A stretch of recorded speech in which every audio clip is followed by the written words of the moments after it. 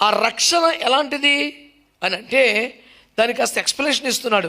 మిమ్మును రక్షించుచున్నది అదేదనగా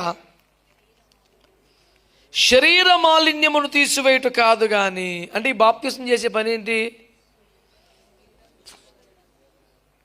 నీళ్ళలో మునిగి లేచినందువలన నీ శరీర మాలిన్యమును తీసివేయబడదు. ఇది బాహ్య శుద్ధి చేసే కార్యక్రమం కాదు. యేసుక్రీస్తు పునరుద్ధాన మూలముగా దేవుని విషయము నిర్మలమైన మనసాక్షినిచ్చు ప్రత్యుత్తరమే. ఈ భాష కాస్త సంక్లిష్టంగా,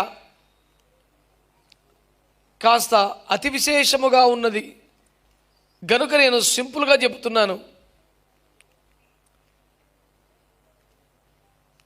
ఇది ఈ రక్షణ, ఈ బాప్తిస్మం ఇచ్చే ఈ రక్షణ శరీర మాలిన్యమును కడిగేది కాదు కానీ మన మనస్సాక్షిని నిర్మలముగా మార్చేసి, ఆమేన్, దేవునికి ఎదుట నిలబడి జవాబు చెప్పుకొనగలిగిన, దేవునికి విరోధమైన ఏ చిన్న కార్యము తలంపు వచ్చినా ఏయ్ తప్పో అని మనల్ని హెచ్చరిక చేయగలిగిన, లోకముతో పాపముతో రాజీ పడిపోలేని ఒక నిర్మలమైన మనస్సాక్షిని ఈ బాప్తిస్మము ద్వారా కలిగిన రక్షణ మనకు